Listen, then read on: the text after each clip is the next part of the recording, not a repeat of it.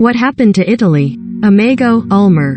Italy is once again reeling after failing to reach a second straight World Cup, throwing away automatic qualification before falling to a devastating defeat in the playoffs to North Macedonia. AFP looks at what has happened to the Azzurri since their triumph at Euro 2020, which seemed to announce their return as a world power after missing out in one of the hallmarks of the early stages of Roberto Mancini's reign as coach was that he gave the players freedom to enjoy their football and insisted on an expansive style of play which engaged supporters and created real momentum heading into the Euro.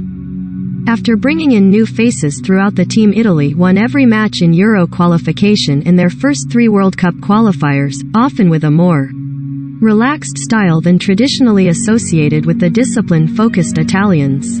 However, once Leonardo Spinazzola injured his Achilles tendon in their 2-1 quarterfinal win over Belgium, Italy lost a key outlet and regressed to a more traditional, solid style which bled into their performances post-Wembley.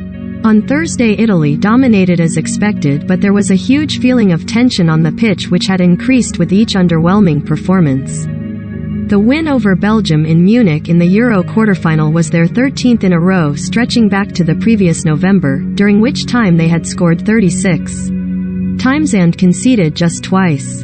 Between then and Thursday's disaster, they drew 6 times in 9 matches, with 5 of their 13 goals coming in one of their 2 wins, against Lithuania.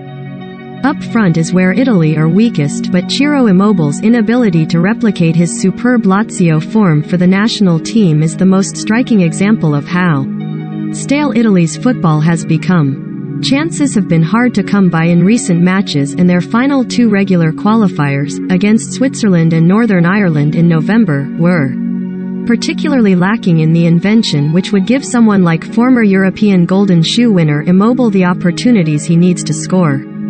And again on Thursday he was almost invisible, his back permanently to goal and crowded out both by a packed defense and 2 wingers cutting inside to shoot rather than create width. Mancini said that the good luck we had in our favor changed into total bad luck, and while good fortune doesn't explain why he persisted with off-form players like Lorenzo Insigne and Niccolò Barella, it is a factor.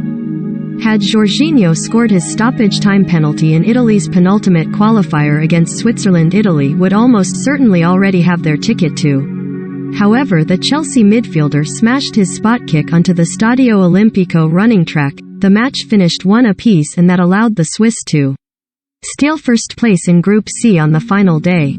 The story would also probably have been different had Jan Sommer, the hero of a famous Euro shootout win over France, not saved another Jorginho penalty in September's goalless draw in Basel. Penalties may not be a complete lottery, but to win 2 shootouts after being the worst side in the Euro semi-final and final requires some good fortune, which has simply run out since.